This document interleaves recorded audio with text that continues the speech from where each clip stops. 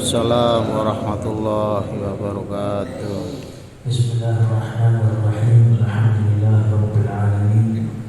Allahumma shalli wa sallim ala sayyidina Muhammadin miftah babi rahmatillah. Adada ma bi ilmillah. Salatan wa salaman daimaini mutalazimaini bi hadratihillah wa ala alihi wa sahbihi wa man tabi'a sunnatahu wa ihtada bi hudah. Amma ba'du, Alhamdulillah kita pada pagi hari ini Allah memberikan kekuatan kepada kita semuanya untuk dapat melangkahkan kaki kita untuk bertamu di rumah Allah Subhanahu wa taala. Alhamdulillah, kita bersyukur pada pagi hari ini ternyata kitalah yang dipilih oleh Allah Subhanahu wa taala untuk menjadi penghuni taman-taman surga Allah Subhanahu wa taala. Ini adalah sebuah kenikmatan yang sangat amat agung. Sebuah anugerah dari Allah Subhanahu wa taala yang sangat besar ketika kita dipilih menjadi orang-orang yang menjadi pelaku-pelaku kebaikan. Makanya Nabi Muhammad SAW beliau mengatakan tuba liman ja'ala Allah miftahan lil khair wa mighlaqan lisyarr. Sungguh beruntung orang-orang yang Allah jadikan dia sebagai pembuka kebaikan dan penutup kejelekan. Wailun liman ja'ala Allah miftahan lisyarr wa mighlaqan lil khair. Dan alangkah celakanya orang yang Allah jadikan dia sebagai asbab penutup kebaikan dan pembuka kemaksiatan.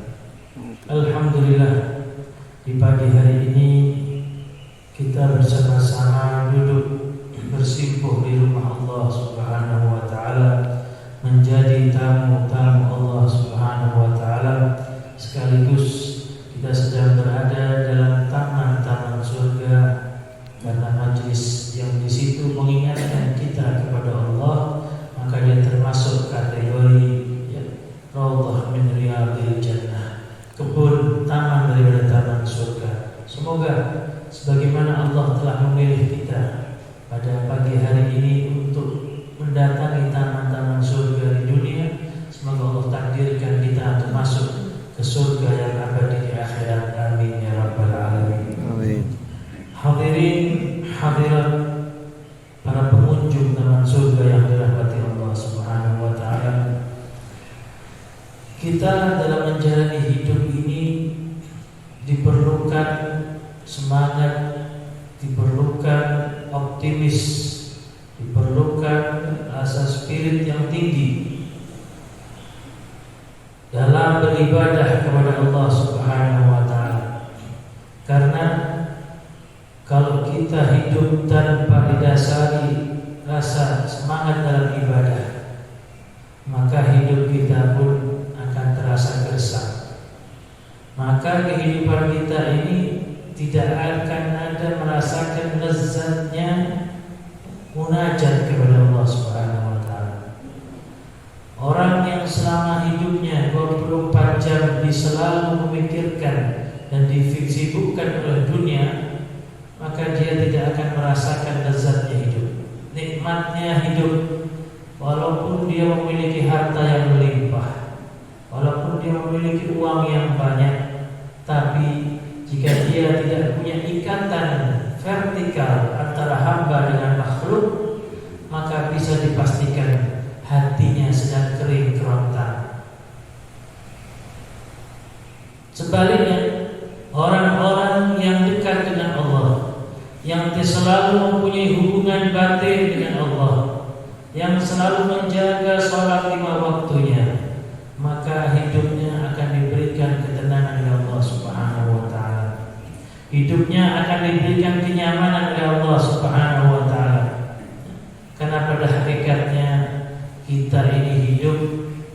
bumi Allah.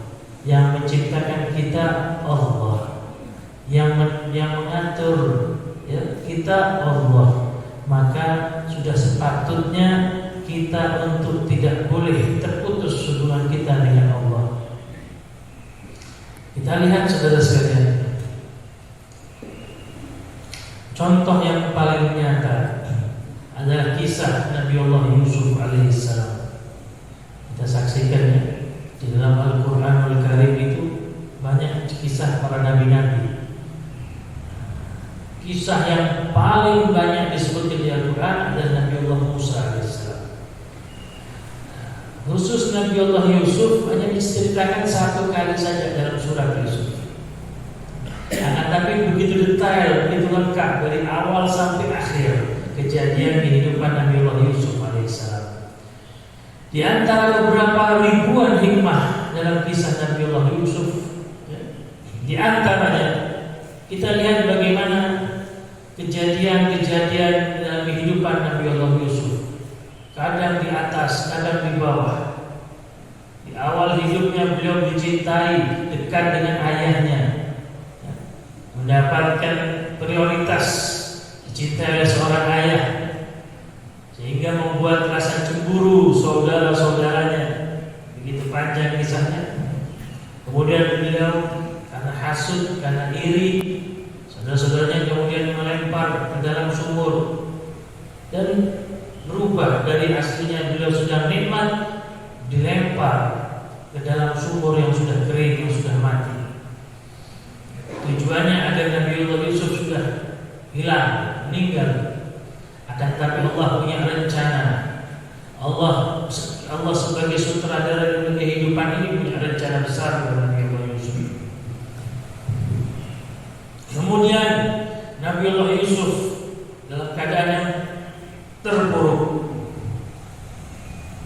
Allah angkat kembali, dipertemukan, diambil anak oleh seorang menteri kerajaan.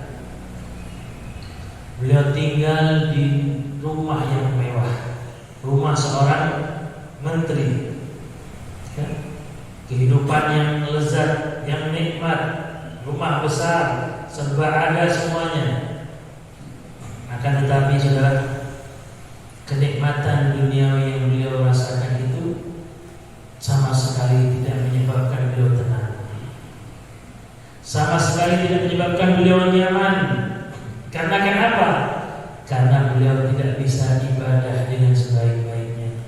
Di situ beliau terganggu oleh Siti Zulaikha yang ketika itu sudah tergila-gila dengan Nabi Allah Yusuf. Berbagai macam cara beliau Siti Zulaikha gunakan untuk menggoda Nabi Allah Yusuf, hingga pada akhirnya Nabi Allah Yusuf berdoa kepada Allah Subhanahu wa taala, "Ya Rabb, as-sijn ahabbu ilayya mimma yad'unani ilaihi." Ya Allah, terjemah bebasnya, saya lebih baik di penjara saja sudah, daripada saya hidup mewah begini, semua serba ada, akan tapi hati saya gelisah, tidak bisa ibadah dengan tenang, kemaksiatan selalu mengincar saya. Lebih baik saya di penjara yang sempit dibanding rumah yang besar, akan tapi hatinya gelisah. Ini poin yang bisa kita ambil saudara. Orang-orang yang hanya fokus kepada dunia saja, dia tidak memiliki porsi untuk Allah Subhanahu wa taala dalam waktu-waktunya, maka hatinya pasti kering. Hatinya pasti tidak ada sedikit pun ketenangan. Allah tidak memberikan rasa tumaninah dalam hatinya. Syukur-syukur kalau ada yang mengingatkan dia, masalahnya justru semakin jauh, semakin jauh, semakin jauh. Ketika Nabi Allah Yusuf ada di penjara, maka beliau dengan leluasa bisa ibadah dengan tenang, bisa berzikir dengan tenang. Padahal secara logika manusia pada umumnya tentu lebih nikmat di rumah, apalagi rumah yang mewah, daripada penjara yang sempit.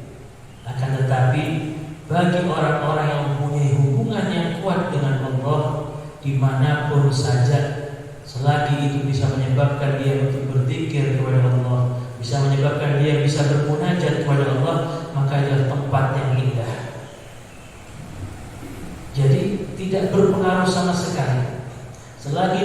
bisa untuk bermunajat, bisa beribadah dengan baik, maka itu sebuah kenikmatan. Ya. Akan tetapi kalau kita tidak bisa beribadah, susah untuk beribadah, bahkan dihalangi untuk beribadah, maka itu tempatlah tempat yang tidak enak, tempat yang harus bagi kita pindah dari situ. Karena itu tadi tujuan kita hidup ini ibadah. Ma khalaqtul jinna wal insa illa liya'budun. Itu poin utama. Kita diciptakan Allah ini bukan untuk kerja. Ya. Kerja ini hanya sambilan saja. Ya. Wala tansa nasibaka minad dunya. Silahkan ya, kamu kerja, itu jangan lupa juga untuk kerja. Akan tapi poin utamanya kamu ibadah. Jangan saja jangan karena kerja kamu lupa ibadah.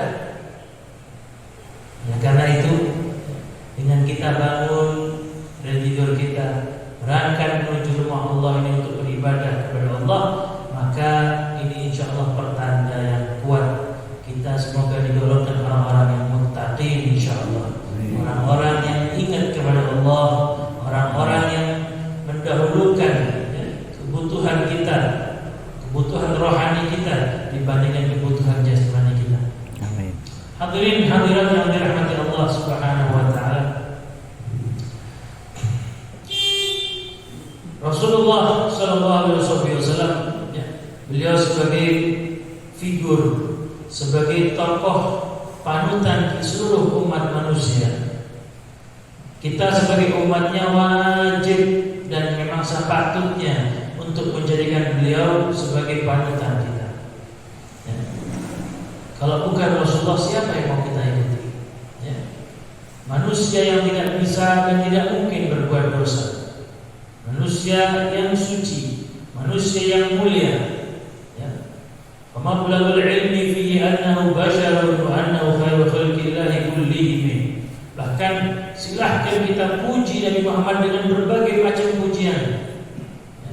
Memang sepantasnya beliau dipuji. Bukan sembarang manusia. Basyarun wa laysa kal basyari. Nabi Muhammad itu manusia yang tidak sama dengan manusia yang lain. Huwa yaqutatun bainal hajar, seperti batu permata di antara batu-batu biasa yang lain. Kita dengan Nabi Muhammad memang sama-sama manusia, akan tetapi perumpamaannya Nabi Muhammad batu permata, sedangkan kita ini seperti batu kali, batu sungai, sama-sama batu tapi nilainya jauh. Nabi Muhammad SAW ya, adalah panutan kita, qudwah kita, contoh kita, uswah kita. Maka apapun tolong jangan melihat ke kanan dan ke kiri, lihat Rasulullah. Jangan melihat fulan dan fulan, panutan kita Nabi Muhammad cukup. Nah, pertanyaan selanjutnya, bagaimana sih Nabi Muhammad dalam bermuamalah di dunia ini?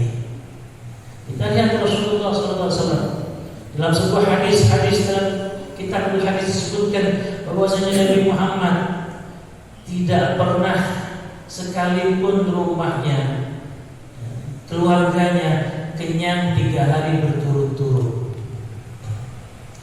Ini Nabi Muhammad, pemimpin manusia, yang seandainya beliau mau, beliau bisa memiliki seluruh dunia ini.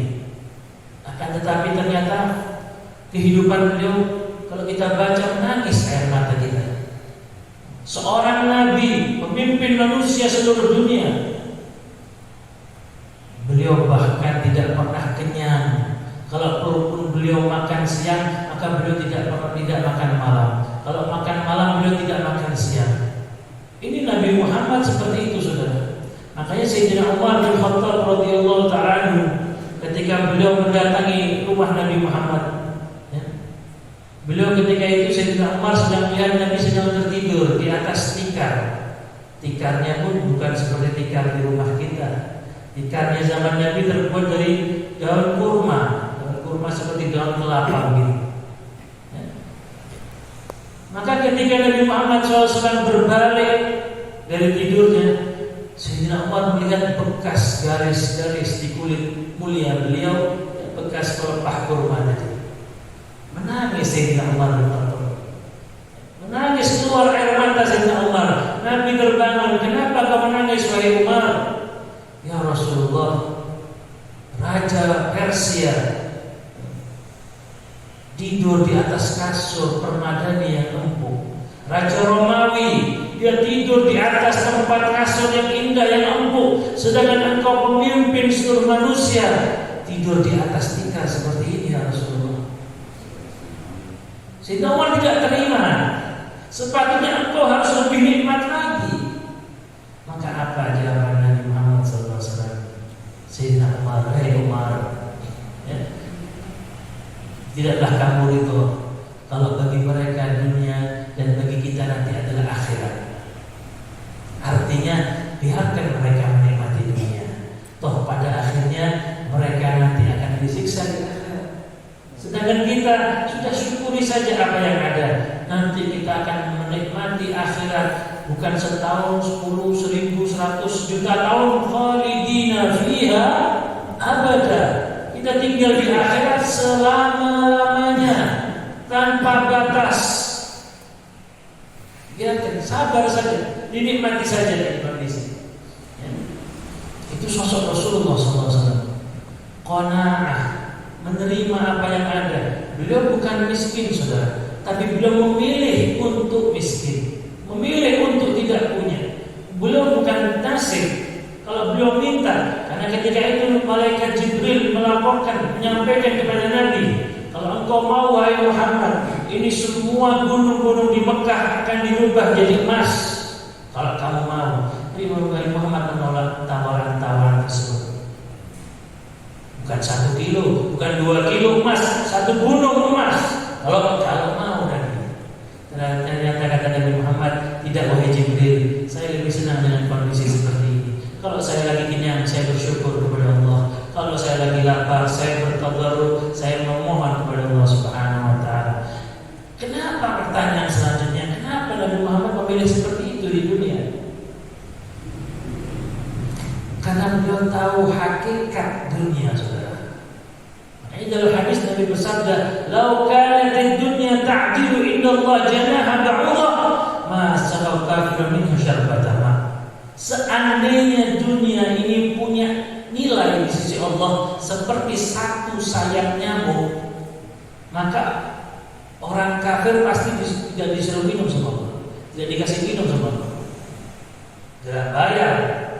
Akan tapi ternyata orang kafir bisa minum, bisa makan, bisa punya rumah, bisa punya segala macam. Allah kasih kebebasan. Kenapa?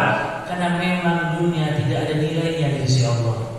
Artinya orang yang hanya fokus mencari dunia, dia berarti tidak ada nilainya di sisi Allah Subhanahu wa taala.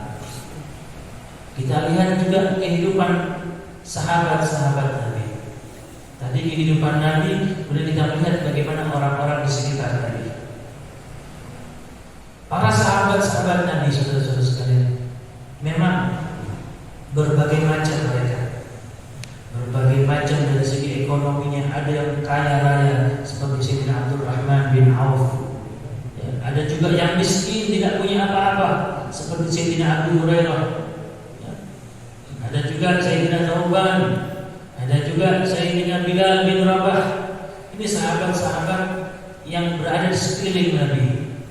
Memang ada yang kaya raya, ada yang miskin, ada yang normal, tapi semuanya satu dalam keyakinannya, bahwasanya tidak ada satupun dunia masuk ke dalam hati mereka. Maka hakikatnya zuhud itu bukan orang harus miskin, ya. Yang dimaksud zuhud, ya, itu adalah an la tamlika dunya. Laisa zuhdu an la tamlika dunya, walakin az-zuhd an la tamlika dunya. Bukan yang dimaksud zuhud itu gak boleh punya dunia, bukan. Tapi yang dimaksud zuhud, jangan sampai kamu dikuasai dunia. Silahkan punya uang, silahkan punya kendaraan, punya rumah mewah, silahkan kaya raya, akan tapi jangan mempengaruhi hati kamu dengan Allah. Jangan mempengaruhi ibadah kamu dengan Allah. Jangan karena hartanya melimpah kemudian lupa sholatnya. Jangan karena lagi ekonomi merosot kemudian dia meninggalkan sholatnya. Apapun yang terjadi, naik turunnya ekonomi kita, tetap jangan berubah ibadah kita dengan Allah. Maka itu orang yang zuhud namanya.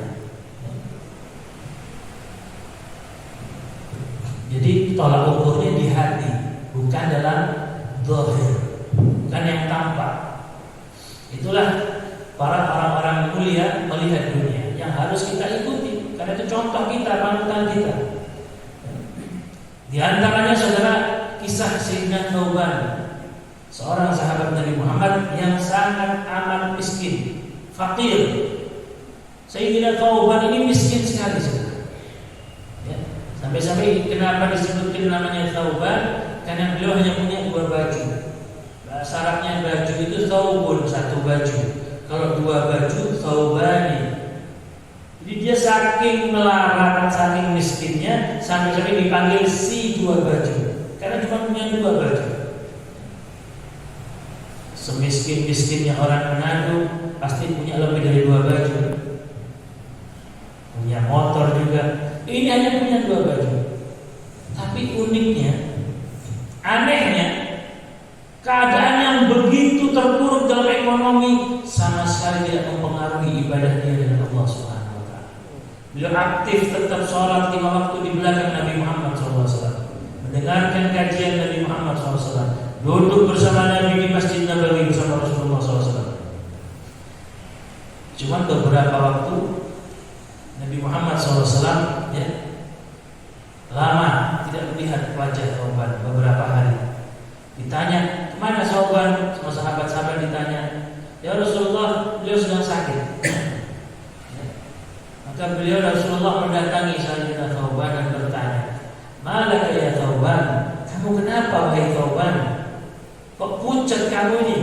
Kenapa kamu? Ada apa gerangan? Maka Sayyidina Thauban mengatakan, ya Rasulullah, saya ini beberapa hari ini sedang berpikir keras. Saya ada renungan, ada sesuatu yang saya mengganjal di hati saya. Apa itu? Saya ya Rasulullah memikirkan hari akhir, memikirkan nanti di hari kiamat. Yang saya pikirkan, saya ini saat ini di dunia begitu nikmat yang luar biasa. Saya dapat sholat di belakang engkau, melihat wajah engkau, makan bersama engkau ya Rasulullah, duduk bersama engkau ya Rasulullah. Ini nikmat yang sangat amat luar biasa. Padahal beliau nggak punya apa-apa, uang nggak punya, harta nggak ada, rumah seadanya. Akan tapi justru mengatakan sedang nikmat yang luar biasa. Kenapa? Pola pikir, mindsetnya dulu yang dirubah. Kadang kita sudah punya rumah, sudah punya kendaraan, tapi merasa kurang terus. Kenapa? Karena kita membandingkan nikmat kita dengan nikmat orang yang lebih banyak hartanya, sehingga tidak pernah bersyukur kita. Coba kita bandingkan nikmat dunia kita dengan orang yang di bawah kita, maka kita akan selalu bersyukur, saudara. Ini lebih tinggi lagi kelasnya sehingga Thauban sama sekali tidak melihat nikmat dunia, sama sekali kalau beliau. Yang beliau syukuri bisa berkumpul dengan Nabi, bisa melihat wajah Nabi. Penasaran apa tidak kita? Kok bisa hanya dengan melihat Nabi, nikmat yang lain dilupakan? Berarti nikmat luar biasa berkumpul sama Nabi. Sampai-sampai nikmat harta, nikmat dunia yang lain ini sama sekali tidak ada nilainya di mata para sahabat. Makanya para sahabat itu kalau untuk sedekah kepada Nabi, membantu perjuangan Nabi, mereka sama sekali tidak ada yang membanding-bandingkan. Artinya keluar semuanya demi Rasulullah, demi agama.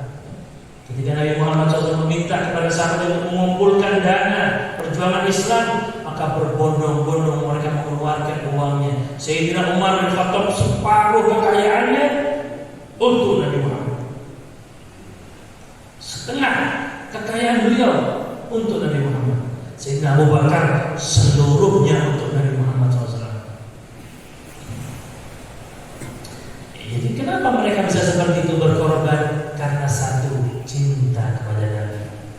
Mereka merasakan lezat kepada Nabi. Karir dzikra wasfi Muhammadin kaima tuziha 'anil qulubi rana. Dengan kita selalu mengingat Nabi, maka karat-karat di hatinya akan mulai terkikis. Kita belajar daripada sahabat-sahabat Nabi, mereka itu dengan duduk sama Nabi sudah merasakan lezat. Sholat juga Nabi merasakan nikmat yang besar.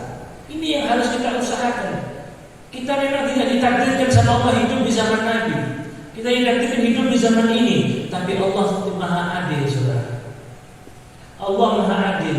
Allah akan memberikan apa yang Allah berikan kepada hamba-hambanya yang Dia mau. Ya. Makanya kita ditakdirkan hidup di zaman ini, tapi kita bisa memohon kepada Allah dengan kita membaca sejarah Nabi Muhammad, sirah hidup Nabi Muhammad. Kita rindu bagaimana akhlaknya Nabi, bagaimana sifatnya Nabi, sehingga kita akan merasakan lezat dengan mengingat, mendengarkan cerita-cerita Nabi Muhammad. Untung-untung kalau kita diberikan anugerah bisa bermimpi wajah beliau. Kalau kita sudah mimpi Nabi, Pak, Anda akan lupa dengan nikmat-nikmat mobil, uang dan lain sebagainya. Kenapa? Itu buktinya sahabat. Ketika ditanya sama Nabi, kenapa kamu wahai sahabat? Justru yang dipikirkan, ya Rasulullah, saya sedang dalam nikmat yang luar biasa di dunia. Padahal nggak punya apa-apa, bilang nikmat. Nikmat yang luar biasa bisa melihat engkau, duduk bersama engkau, sholat bersama engkau. Nah terus, kenapa kamu sampai pucat sakit begini wahai Thawban? Yang saya pikirkan nanti ya Rasulullah. Yang saya renungkan nanti di akhirat. Saya di dunia bersyukur bisa hidup bersama engkau. Yang saya pikirkan nanti ketika saya di akhirat, engkau masuk surga, saya kemungkinan masuk neraka nanti. Alhamdulillah. Kalaupun saya masuk surga ya Rasulullah, tentu derajatnya jauh engkau di atas surga bersama para nabi-nabi yang lain. Sedangkan saya kalaupun masuk surga jauh di bawah engkau ya Rasulullah. Jadi saya bersedih, saya takut nanti di akhirat tidak bisa berjumpa dengan engkau ya Rasulullah. Ya Allah, ini bagaimana hadirin? Kita harus belajar banyak bagaimana cara mencintai Nabi Muhammad dengan seutuhnya, dengan sepenuhnya. Maka Nabi Muhammad tersenyum, ya. Beliau kagum dengan ucapan Sayyidina Thawban tadi.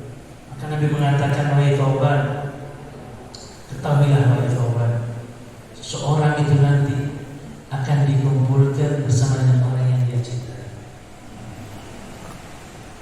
Ini hadis Nabi Muhammad yang paling menggembirakan hati para sahabat Nabi.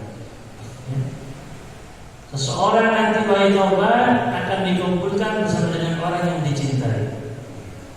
Artinya, walaupun kamu tidak bisa beramal banyak seperti amalnya Rasulullah, akan tetapi kalau kamu mempunyai cinta yang tinggi kepada Rasulullah, maka kamu akan dikumpulkan nanti bersama Rasulullah. Ayo, kita ajarkan kepada diri kita sendiri, kita paksakan kepada diri kita, kepada anak-anak kita untuk mengidolakan Rasulullah. Bagaimana kita bisa mengidolakan kalau kita tidak pernah membaca sirah Nabi, baca sejarah Nabi, bagaimana akhlak Nabi, bagaimana budi pekerti Nabi. Tak kenal maka tak sayang, saudara. Ya. Ketika kita membaca, kita akan jatuh cinta. Makanya seorang ulama, ketika beliau ditanya komentar tentang orang-orang yang menghina Nabi Muhammad, maka beliau mengatakan mereka yang menghina Nabi karena mereka belum kenal dengan Nabi. Kalaupun mereka kenal dengan Nabi, pasti mereka akan cinta kepada Nabi. Sayyidina Ali bin Abi Thalib mengatakan, man ra'ahu badihatan habah wa man khalaqahu ma'rifatan ahabbah. Siapa orang yang memandang Nabi sekilas, dia akan langsung terpana dan terkagum-kagum.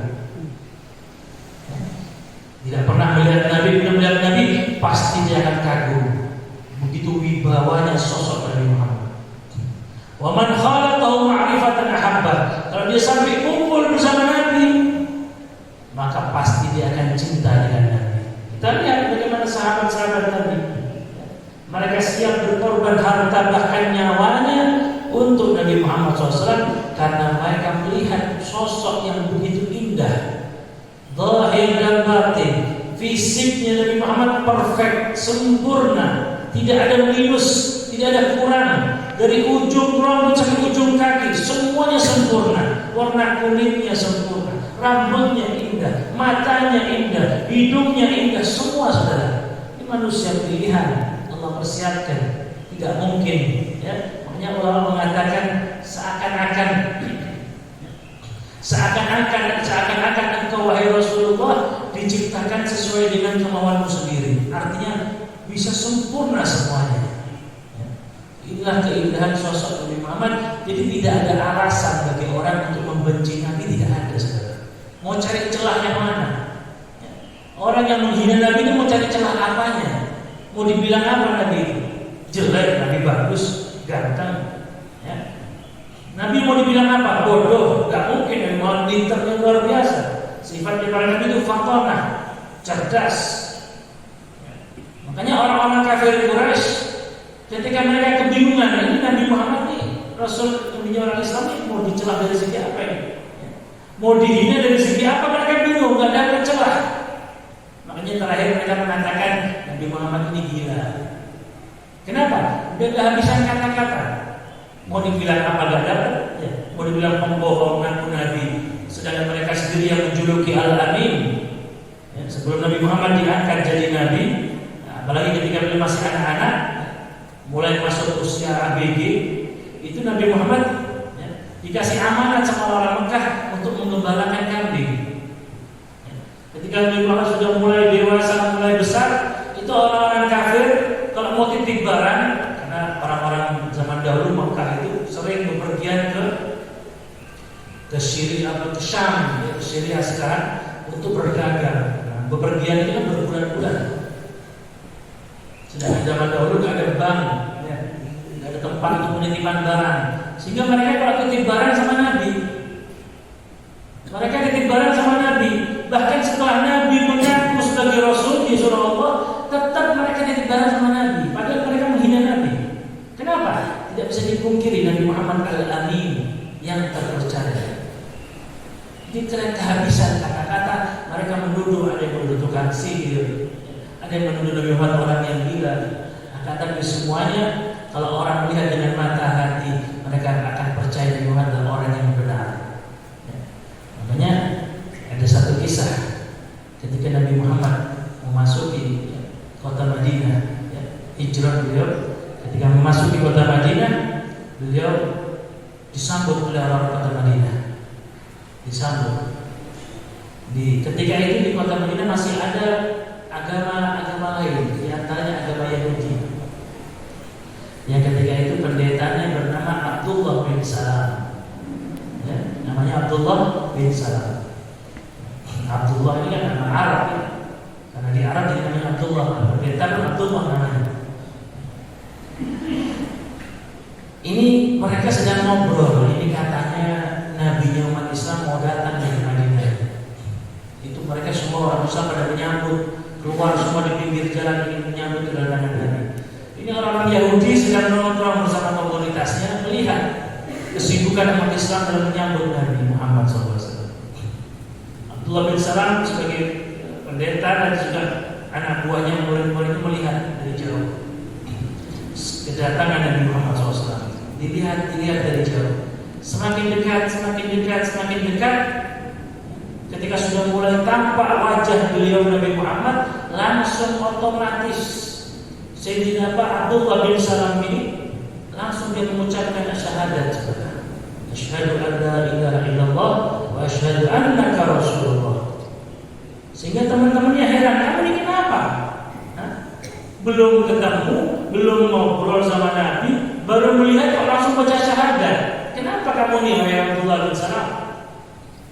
Kata beliau, wallahi annahu laisa biwajhin kadzdzab. Demi Allah, ini bukan wajah-wajah pembohong ini. Ya.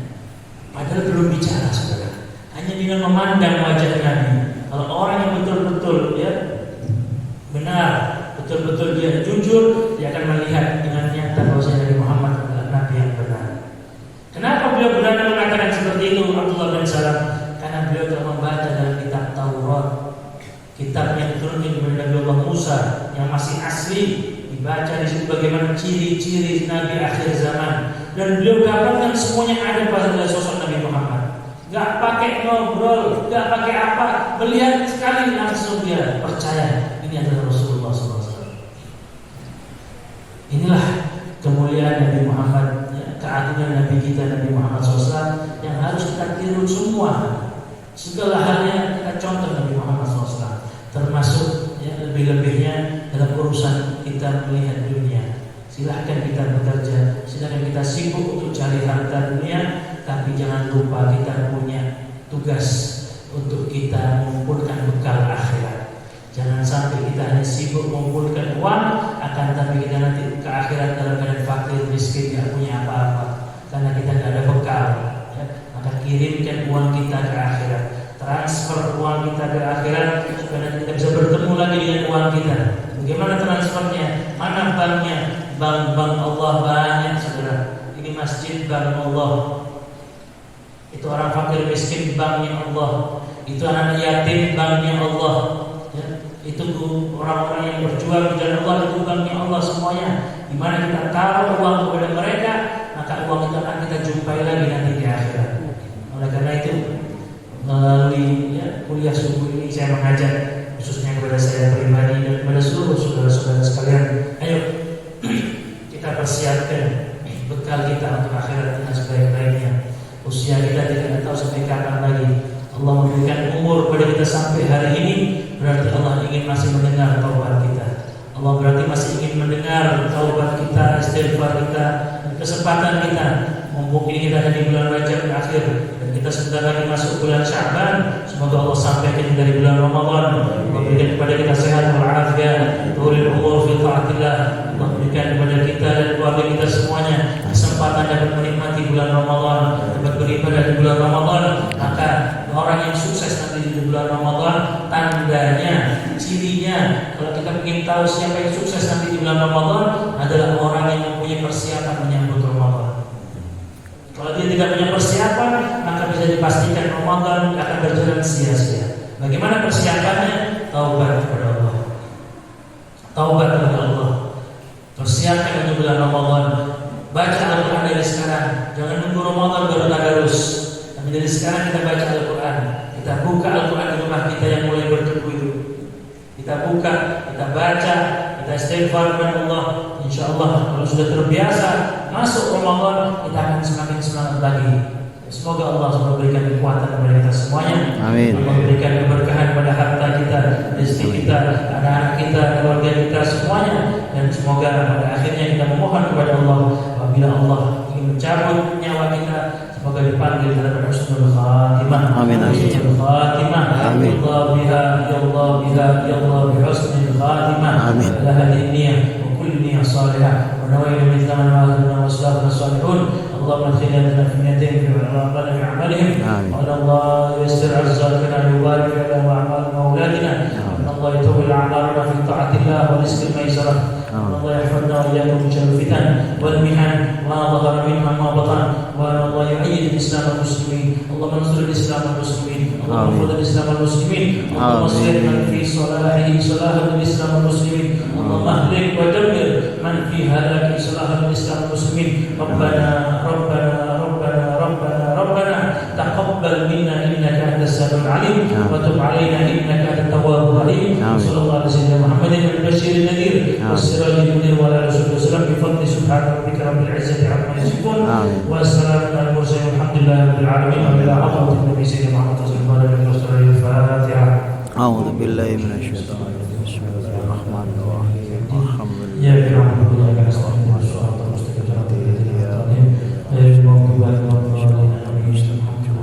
Wassalamualaikum warahmatullahi wabarakatuh. Waalaikumsalam warahmatullahi wabarakatuh. Sallu ala Nabi Muhammad. Allahumma shalli wa Sallu ala Nabi Muhammad. Allahumma shalli wa sallim. Alhamdulillah kita sedang mendengar kajian kuliah subuh tentang pribadi Rasulullah SAW. Insya Allah kita menjadi umatnya dan kita akan bertemu dengan Rasulullah SAW. Kita ikuti semuanya dari mulai sunnah paling ringan, cara minum, cara berjalan dan sebagainya. Untuk itu sebelumnya mari kita sama-sama baca sholawat ala istri. Kita berikan sholawat kepada Rasulullah tanda cinta kepada beliau. Allahumma salli ala sayyidina Muhammad wa ashkili zalimi bizalimin. Allahumma salli ala sayyidina Muhammad wa ashkili zalimi bizalimin. Wa akhrijna min bainihim salimin wa ala alihi wa sahbihi ajma'in. Allahumma salli ala sayyidina Muhammad wa ashkili zalimin bizalimin. Allahumma salli ala sayyidina Muhammad wa ashkili zalimin bizalimin. Wa akhrijna min bainihim salimin wa ala alihi wa sahbihi ajma'in. Sallu ala Nabi Muhammad SAW. Ya maha Allah Subhanahu wa taala. Alhamdulillah kita telah sama-sama membaca sholawat dan untuk Habib, terima kasih banyak Habib telah singgah di masjid kami. Insyaallah menjadi berkah akan disinggahi oleh Ahlul Bait kami. Insyaallah kita semua doanya dikabulkan ya. Kita berdoa. Jemaah, nanti kita ada sarapan pagi. Habib berkenan kita sama-sama ada sarapan pagi kami. Kalau sederhana Habib, insyaallah kita bisa makan bersama-sama.